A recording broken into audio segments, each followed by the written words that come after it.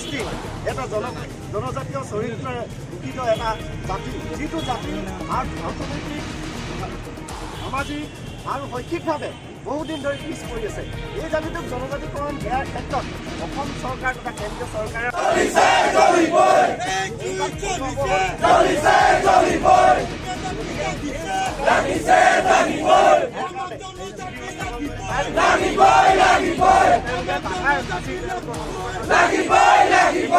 গতিকে আমি অসম তথা কেন্দ্ৰীয়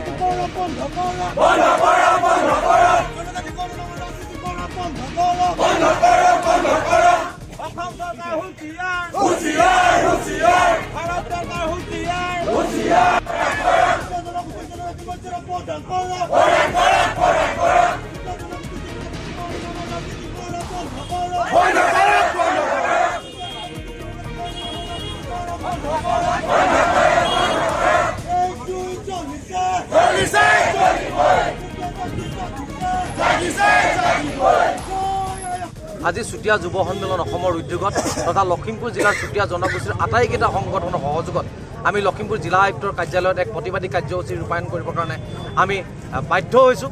কেন্দ্ৰীয় তথা ৰাজ্য চৰকাৰে আমাৰ জনগোষ্ঠীটোক যুগ যুগ ধৰি থকা যি প্ৰতাৰণা, যি প্ৰবঞ্চনা, এই প্ৰবঞ্চনাৰ উচিত প্ৰত্যুত্তৰ দিবৰ কাৰণে আমি চুতীয়া জনগোষ্ঠীৰ ৰাইজ আমি ঐক্যবদ্ধ হৈছোঁ।